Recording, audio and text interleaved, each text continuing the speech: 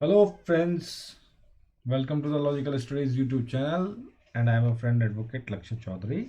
And today we will discuss about Indian legal history. We will continue this topic, and the topic of our today's video is Indian legal history part 18, and we are going to discuss Hastings Judicial Plan of 1772. सो जो बंगाल के नए governor बनाए गए हैं Warren Hastings, उन्होंने एक judicial plan introduce किया था इन द ईयर 1772. उसकी मेन फीचर्स क्या थी वो आज हम पढ़ने वाले हैं, जिसमें हम डिस्कस करेंगे revenue administration, administration of civil justice, establishment of small cause अदालत्स and the improvement in the process of this civil justice.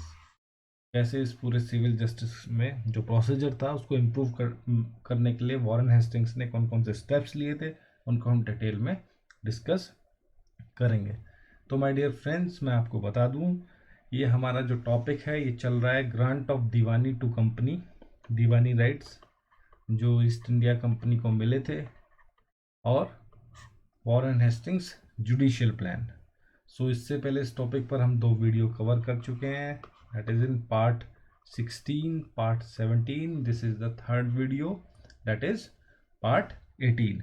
अगर आपको ये तीनों पार्ट्स देखने हैं या फ्रॉम पार्ट 1 टू पार्ट 17 आपको देखना है तो the logical studies YouTube channel पर जाइए और इंडियन लीगल हिस्ट्री नाम की आपको प्लेलिस्ट मिलेगी, उसको एक्सेस कीजिए और सारे पार्ट्स आपको वहीं पर मिल जाएंगे.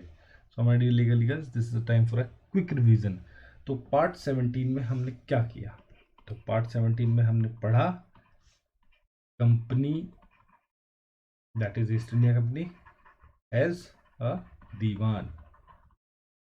तो कंपनी को जो दीवानी राइट्स मिले थे वो हमने डिस्कस किए, कैसे कंपनी ने उनको एग्जीक्यूट किया, कैसे वो कंपनी के लिए एक एपिक फेलियर साबित हुआ.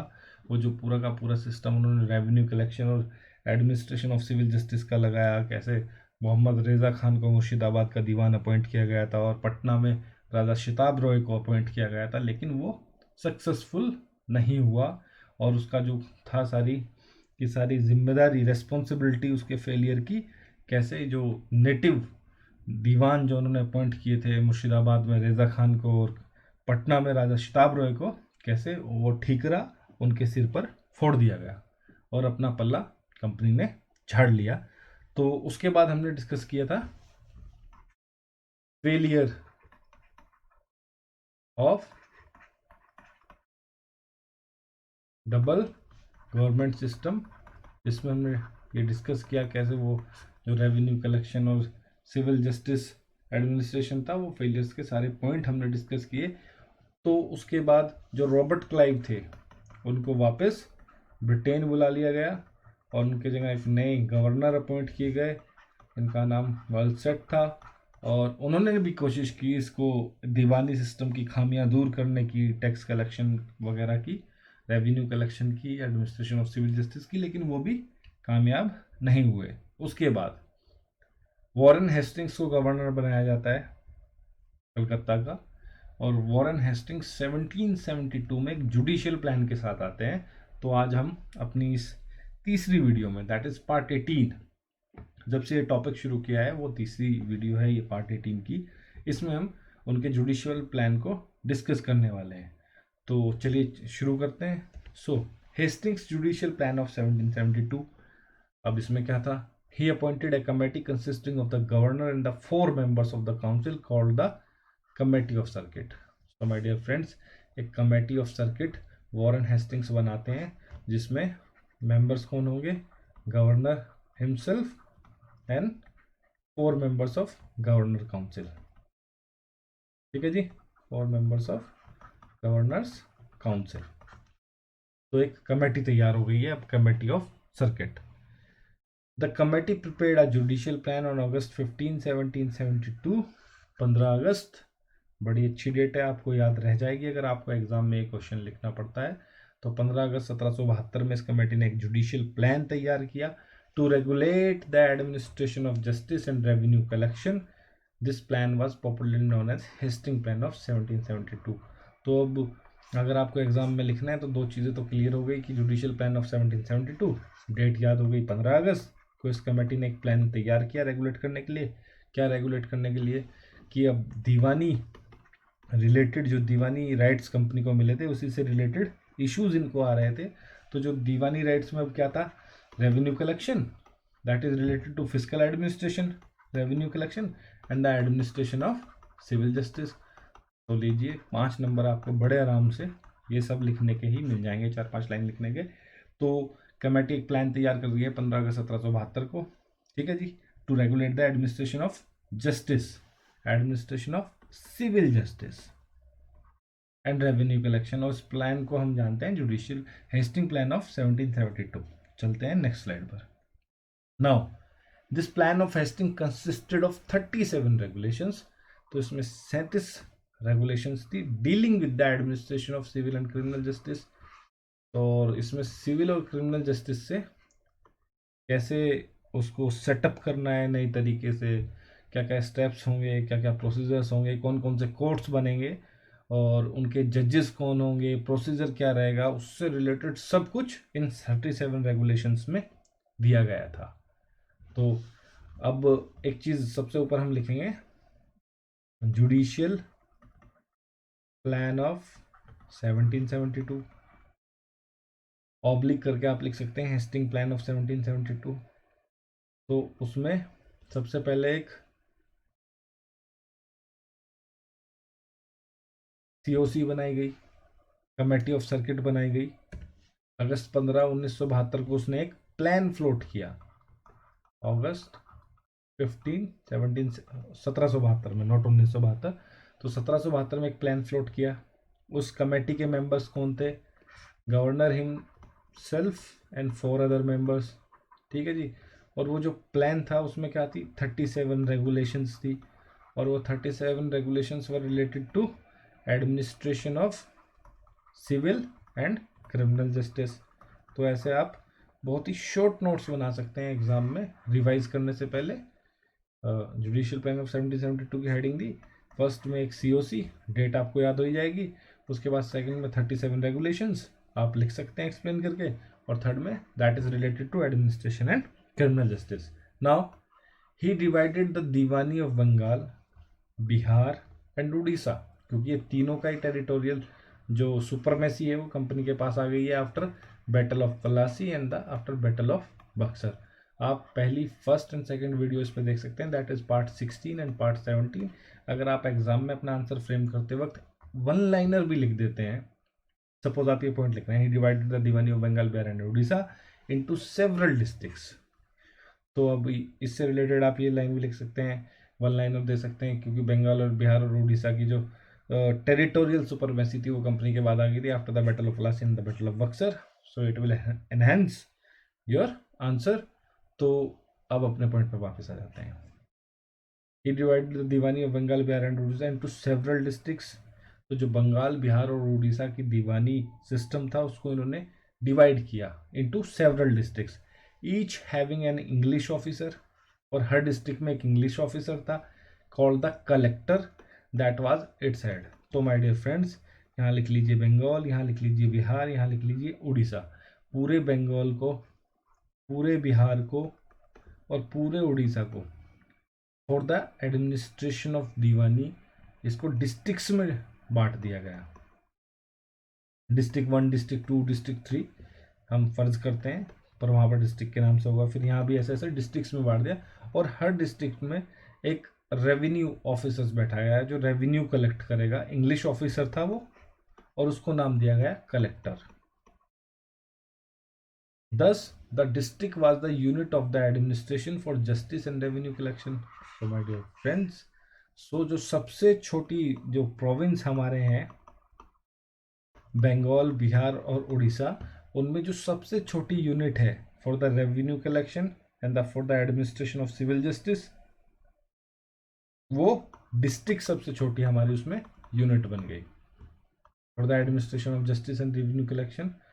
और उसका जो हेड है ही इज कलेक्टर, वो रेवेन्यू कलेक्ट करेगा, और जो एडमिनिस्ट्रेशन ऑफ जस्टिस है उससे रिलेटेड मसले हैं उनको देखेगा। आई होप डियर लीगल्स यहाँ तक आपको समझ में आ गया होगा। The collector was primarily responsible for the collection of revenue. तो जो कलेक्टर महोदय थे, इनका जो मुख्य काम था वो था कलेक्शन ऑफ रेवेन्यू को कलेक्ट करना इनका मेन काम था। चलते हैं next one. Now the main features of judicial plan of 1772 की जो मुख्य फीचर्स हैं, मुख्य विशेषताएं हैं, वो अब हम पढ़ने जा रहे हैं। तो इसमें हम सबसे पहले पढ़ेंगे revenue administration. The entire revenue system was reorganized under the Hastings plan of 1772।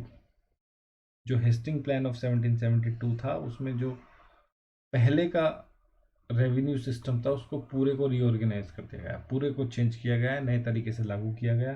The revenue board at Murshidabad and Patna were abolished. जो मुर्शिदाबाद और पटना में रेवेन्यू बोर्ड थे, जिसके दीवान मुर्शिदाबाद के मोहम्मद रेजा खान थे और पटना के थे राजा शिताब रॉय। पुरानी वीडियो आप देख सकते हैं। इस रेवेन्यू बोर्ड को एबोलिश कर दिया गया और and a supreme authority called the board of revenue was set up at Calcutta. तो एक सुप्रीम अथॉरिटी थी जो रेवेन्यू रिलेटेड जितने भी इश्यूज थे, जितने मुद्दे थे, मसले थे, मसाइल थे, उन सब के ऊपर जो निर्णय लेने वाली थी, जो डिसाइडिंग अथॉरिटी थी, बोर्ड ऑफ रेवेन्यू के नाम से उसका गठन किया गया और वो कलकत्ता में उसका हेडक्वार्टर था। वो जो बोर्ड था वो कलकत्ता में बैठता था। So it consist of governor and all the member of council. So my dear friends, और जो बोर्ड ऑफ रेवेन्यू के कंपोजिशन में क्या था, गवर्नर और गवर्नर साहब की जितनी भी काउंसिल के मेंबर्स थे वो सब बोर्ड ऑफ रेवेन्यू के मेंबर थे। तो एंड वन मोर थिंग, यहाँ पे एक चीज़ रिवाइज कर लेते हैं। जो गवर्नर प्लस 4 मेंबर्स ऑफ इस council were the member of committee of circuit. जो सबसे पहले जिसने ये जुडिशियल प्लान फ्लोट किया था, हमारी पहली स्लाइड है इस वीडियो की, कमेटी ऑफ सर्किट, उसमें गवर्नर और उनकी काउंसिल के 4 मेंबर्स थे। तो my dear friends, I hope यहाँ तक आपको समझ में आ गया होगा। It consist the governor and all the member of council. चलते हैं नेक्स्ट स्लाइड पर। The treasury was also shifted to Calcutta. तो जो ट्रेजरी थी उसको भी कलकत्ता शिफ्ट कर दिया गया बोर्ड ऑफ रेवेन्यू बनने के बाद। So the district supervisors were appointed as collector of revenue and native naib diwans as head of the native revenue executive in districts. तो माय डियर फ्रेंड्स, ये जो डिस्ट्रिक्ट्स में डिस्ट्रीब्यूट किया गया था बंगाल, बिहार और उड़ीसा को for the administration of revenue collection and justice, इसमें क्या था, इसमें जो सुपरवाइजर अपॉइंट किया गया था उसको कलेक्टर ऑफ रेवेन्यू के नाम से हम जानते हैं। और वहाँ पर जो नायब दीवान, नेटिव नायब दीवान, नेटिव नायब दीवान, ये जो नायब दीवान था, the post is the designation is नायब दीवान, लेकिन ये नेटिव बंदा था। और ये जो कलेक्टर ऑफ रेवेन्यू है ये इसके नीचे काम करता था, to help collector of revenue to assist him in to execute his functions. तो कलेक्टर ऑफ रेवेन्यू को डिस्ट्रिक्ट लेवल पे अपॉइंट किया गया, उसका मेन जो ड्यूटी है उसकी टू कलेक्ट द रेवेन्यू, और उसके नीचे उसको हेल्प करने के लिए एक नायब दीवान अपॉइंट किया गया, native revenue executive, native revenue executive, इसकी डेजिग्नेशन थी नायब दीवान, और ये नेटिव रेवेन्यू एग्जीक्यूटिव था डिस्ट्रिक्ट में। The board of revenue comprising governor and his councillors at Calcutta sat twice a week, हफ्ते में 2 बार बैठते थे, for issuing necessary orders and instruction to collectors of district and inspecting, auditing and passing in the revenue accounts. So my dear friends, board of revenue, इसकी seat है कहाँ, कलकत्ता में। Treasury को भी कलकत्ता में शिफ्ट कर दिया गया है। इसके जो बोर्ड ऑफ रेवेन्यू के मेंबर्स हैं वो कौन है, गवर्नर और उनकी पूरी council, governor and his council. After that ये वीक में 2 टाइम्स सेटिंग होती है इसकी, हफ्ते में 2 बार बैठता है। Reasons to deliver orders and instructions to collectors of revenue, जो हर जिले का कलेक्टर्स ऑफ रेवेन्यू है। एंड फंक्शंस, अब ये आ गए हैं, ये फंक्शंस क्या हैं इसके, एक तो ये अभी ऊपर डिस्कस कर लिए, उसके अलावा auditing, inspecting and passing the revenue accounts. तो ऐसे आप एग्जाम से पहले अगर आपको लग रहा है ये क्वेश्चन स्ट्राइक कर रहा है कि आ सकता है, तो ऐसे छोटे से नोट्स बना सकते हैं। सबसे ऊपर लिखिए बोर्ड ऑफ रेवेन्यू, बैठता कहाँ है, कलकत्ता में, हफ्ते में 2 बार बैठता है। ट्रेजरी भी कलकत्ता में शिफ्ट हो गई है। मेंबर्स गवर्नर उसकी पूरी काउंसिल है, हफ्ते में 2 बार बैठता है। बैठने का कारण क्या है, फंक्शंस में आ सकता है ये पूरा, फंक्शंस में to deliver orders and instruction to the collectors of revenue and to audit, inspecting and passing the revenue accounts.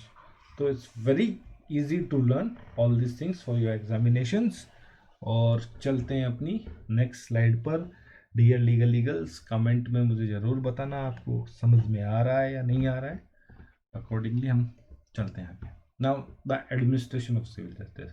तो माय डियर फ्रेंड्स, अभी तक हमने पढ़ा रेवेन्यू के बारे में। रेवेन्यू के बारे में हमने पढ़ा, जो जुडिशियल प्लान ऑफ 1772 है उसका रेवेन्यू हम कवर कर चुके हैं। कैसे रेवेन्यू कलेक्शन को रीऑर्गेनाइज किया गया, नया सेटअप किया गया, नई नए बोर्ड्स बने हैं, बोर्ड का हेडक्वार्टर क्या है, कलकत्ता है, तो वो सब उसके मेंबर्स कौन है हमने डिस्कस कर लिए। अब हम पढ़ेंगे administration of civil justice. A mofussil Diwani Adalat was establish in each district to decide civil cases. तो एक मोफ्यूसिल दीवानी अदालत को एस्टेब्लिश किया गया हर डिस्ट्रिक्ट में, जो सिविल केसेस को डिसाइड करेगी। तो माय डियर फ्रेंड्स, दीवानी से तो हमें समझ में आता है, that is related to civil matters. Civil matters, adalat is court. तो ये मोफ्यूसिल क्या है, तो मोफ्यूसिल ये उर्दू वर्ड है या पारसी है, to be very frank I don't know. मैंने इसको सर्च किया, शायद उर्दू ही है। अगर आपको पता है तो आप मुझे कमेंट्स में बता दीजिए। तो मोफ्यूसिल का जो गूगल करने के बाद सबसे सटीक और हमारे टॉपिक के साथ फिट बैठने वाला जो आंसर मुझे मिलता है, तो मोफ्यूसिल का मतलब होता है जो कोई बड़ा सेटअप, जैसे कोई शहर है तो उसके आसपास की जो बस्तियां होती हैं, छोटी छोटी बस्तियां जो उसके आसपास होती हैं, उन इलाकों को मोफ्यूसिल बोलते हैं। तो बेसिकली ये वर्ड्स वहीं से आया होगा। ये मोफ्यूसिल दीवानी अदालत एक ऐसा कोर्ट जो इन इलाकों के लिए, मोफ्यूसिल इलाकों के लिए खोला गया, तो उसका नाम भी मोफ्यूसिल पड़ गया। तो administration of civil justice under the Hastings judicial plan of 1772 में मोफ्यूसिल दीवानी अदालतों को एस्टेब्लिश किया गया हर डिस्ट्रिक्ट में to decide civil cases. The collector was the जज ऑफ दिस कोर्ट, और जो कलेक्टर था वो इस कोर्ट का जज था, न्यायाधीश था। तो माय डियर फ्रेंड्स, ब्रिटिशर्स के बारे में आप जब भी पढ़ेंगे, जब भी आप अपनी इंडियन लीगल हिस्ट्री उठाकर देखेंगे, तो आपको देखने को मिलेगा कि executive and judiciary, there is no separation between executive and judiciary in colonial era.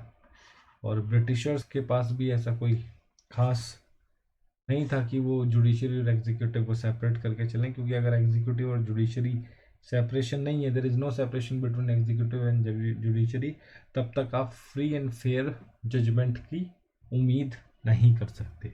तो ये सबसे बड़ी कमजोरी रही है British administration, that is related to justice, whether it is civil justice और क्रिमिनल जस्टिस। तो ये ब्रिटिशर्स की सबसे बड़ी कमजोरी रही है, या उन्होंने अनदेखा किया है, क्योंकि उनका जो मात्र मकसद था वो रूल करना था। सेवा करना तो उनका मकसद नहीं था, रूल करना था, पैसे कमाना था। तो नेटिव्स हैं, जो इंडिजिनियस पीपल हैं, स्वदेशी लोग हैं, वो कुछ भी भुगतें, उनका शोषण कैसे भी हो, तो उन्हें इस चीज़ से कोई मतलब नहीं था। जैसे हम आर्टिकल 50 की बात करते हैं इंडियन कॉन्स्टिट्यूशन की, वो हमेशा बात करता है separation of executive from judiciary, की जुडिशरी इंडिपेंडेंट होनी चाहिए, स्वतंत्र होनी चाहिए। तो हालांकि जुडिशरी हमारे लोकतंत्र का एक स्तंभ है, तो आर्टिकल 50 इस बारे में बात करता है। जुडिशियल इंडिपेंडेंस के लिए हमारे कॉन्स्टिट्यूशन में, इंडियन कॉन्स्टिट्यूशन में बहुत सारे प्रोविजंस दिए गए हैं। तो जब भी मैं इनको डिस्कस करता हूँ, जो ब्रिटिश और कॉलोनियल इरा का जो एडमिनिस्ट्रेशन ऑफ जस्टिस है, तो उसको मैं जब भी डिस्कस करता हूँ, तो मुझे कहीं ना कहीं ये लगता है कि जुडिशरी और एग्जीक्यूटिव जो रही है कॉलोनियल इरा में, वो एक ही थे, क्वाइट ऑब्वियस। तो ऐसे में आप जजमेंट, एक फेयर और फ्री जजमेंट की उम्मीद आप नहीं कर सकते हैं। अगर मेयर कोर्ट को छोड़ दें, जो मेयर कोर्ट एस्टेब्लिश हुआ था by the charter of, I think it was 1726, एक मेयर कोर्ट एस्टेब्लिश हुआ था बाय द चार्टर ऑफ 1687, लेकिन वो चार्टर कंपनी का चार्टर था, ईस्ट इंडिया कंपनी का चार्टर। डिस्कस कर चुके हैं उसको, आप जाकर देख सकते हैं इंडियन लीगल हिस्ट्री की प्ले लिस्ट में। लेकिन जो मेयर कोर्ट एस्टेब्लिश हुए थे कॉरपोरेशन बनने के बाद इन 3 presidency town, Calcutta, Bombay and Madras, वो मेयर कोर्ट, उसके जो जजेस थे, that mayor court was free from executive का उसमें कुछ लेना देना नहीं था। हालांकि इसके चलते काफ़ी डिस्टर्बेंसेस रहे हैं, काफ़ी क्लैशेस रहे हैं एग्जीक्यूटिव और जुडिशरी में, तो लेकिन that was very first step toward the independence of judiciary.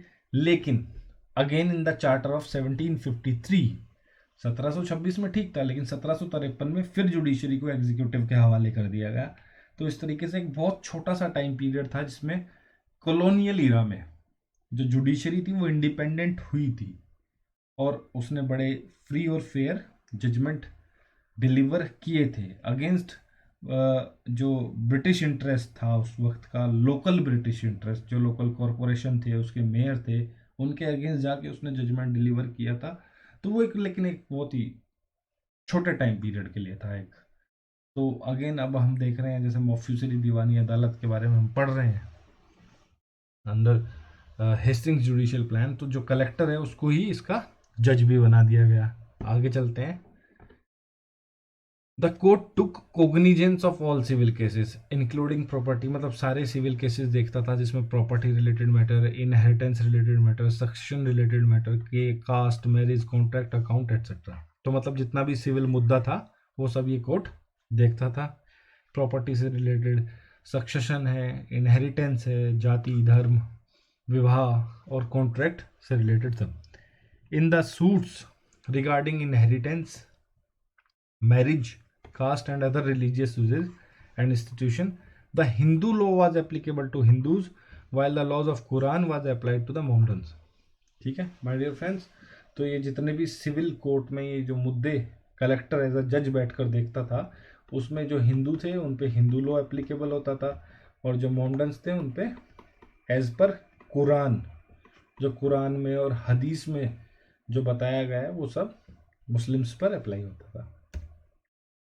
The collector in matter of Hindu and Muslim was helped by Pandits and Qazis respectively who expounded the law। So my dear friends, तो collector को assist करने के लिए basically Hindu लो, अब British collector है उसको हिंदू और मुस्लिम लोगों का क्या पता, तो हिंदू लो के लिए पंडित जी वहाँ बैठा दिए गए और मुस्लिम लॉ के लिए काजी साहब को कहा गया कि आप कलेक्टर की मदद करेंगे। Appeals from this court were to be heard by Sadar Diwani अदालत, सदर दीवानी अदालत। तो माय डियर फ्रेंड, अब हमें देखने को मिलता है सिविल जस्टिस में हायरार्की अब हम बनाना शुरू करेंगे। तो सबसे नीचे जो कोर्ट है वो तो है मुफ्फसिल दीवानी अदालत। तो आप ऐसे बना लीजिए इसको, तो आपको हमेशा याद रहेगा अगर आप इस चार्ट को दिमाग में रखते हैं। तो उसके बाद आती है सदर दीवानी अदालत, सदर दीवानी अदालत, और इस एरो को ऐसे लगा देंगे। तो जो सदर दीवानी अदालत के पास अपीलेट जुरिस्डिक्शन है फ्रॉम मुफ्फसिल दीवानी अदालत, और ये सदर दीवानी अदालत कहाँ थी? It was in Calcutta where the subject matter of the case exceeded ₹500।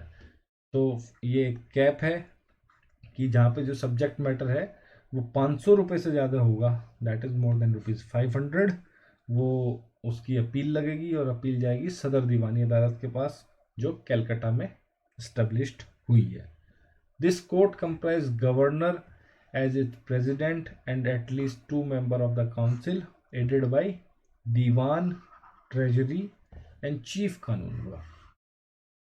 तो माय डियर फ्रेंड्स, जो सदर दीवानी अदालत का जो जज है वो है गवर्नर, और गवर्नर के साथ 2 members, at least 2 members of the council.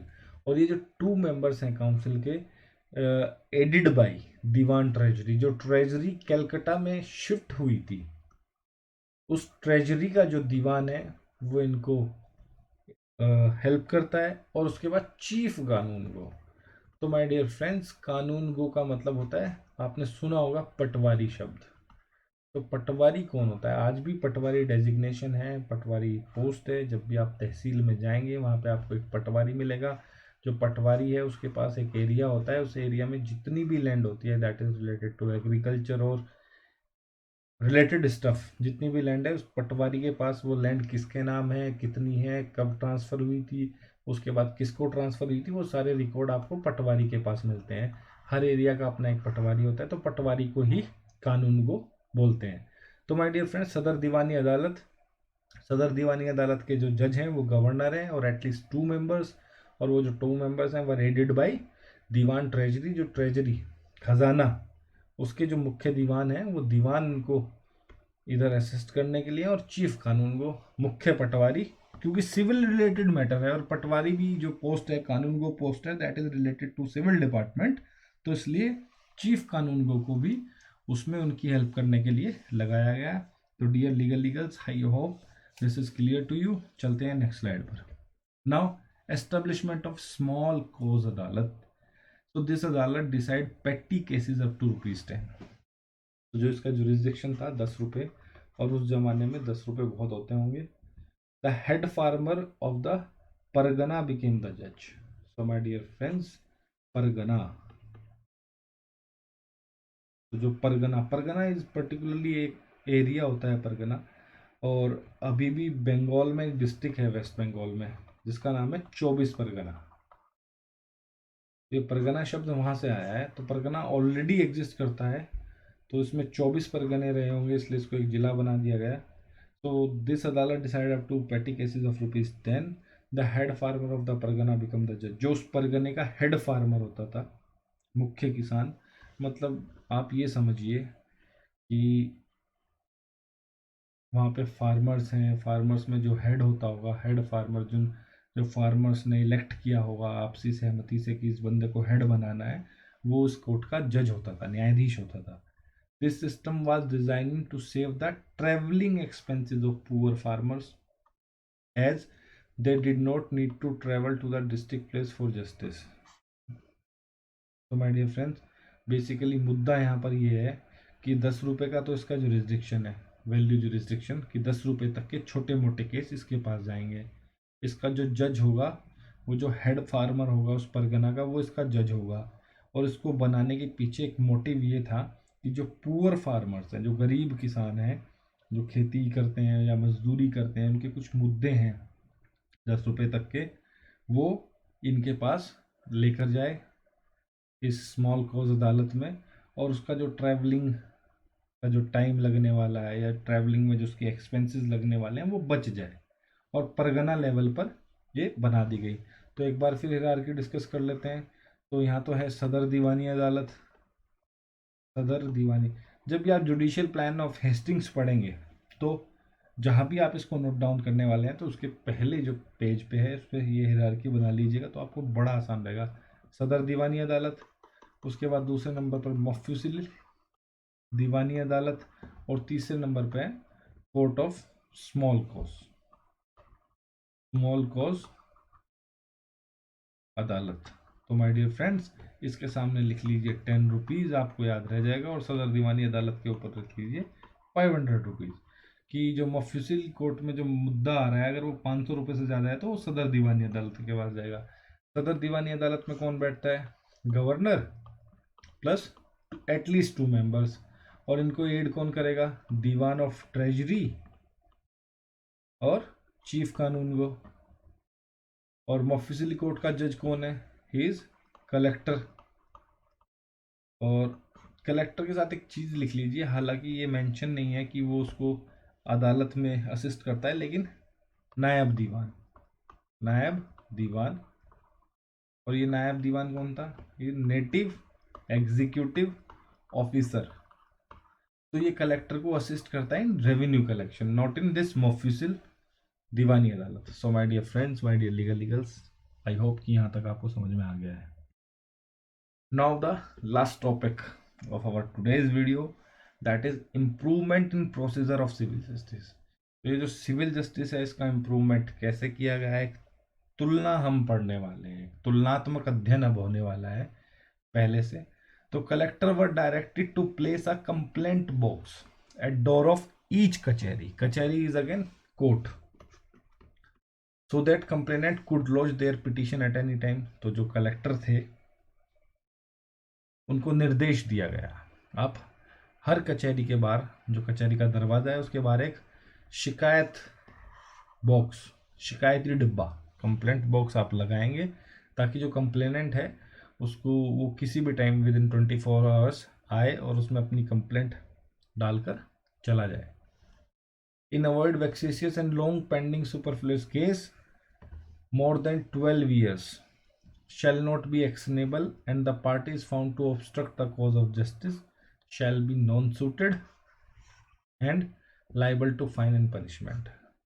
तो जो फर्जी और लंबे चलने वाले केसेस थे जिनमें कुछ दम नहीं था, जो मात्र परेशान करने के लिए किसी को एक दूसरे को, और जो डिले पैदा करने वाले केसेस थे, बेसिकली 12 साल से ज़्यादा से जो चल रहे थे लंबे केसेस थे, शैल नॉट बी एक्शनेबल, अब वो एक्शनेबल नहीं रहेंगे। And the parties found to obstruct the cause of justice, और ऐसी पार्टीज जिनका मुद्दा यही है कि जो कॉज ऑफ जस्टिस है उसको ऑब्स्ट्रक्ट करने का जिनका मुद्दा है, किसी ना किसी तरह लटकाए रखना केस को, कुछ ना कुछ नई चीज़ उसमें इंक्लूड करते रहना, शैल बी नॉन सूटेड।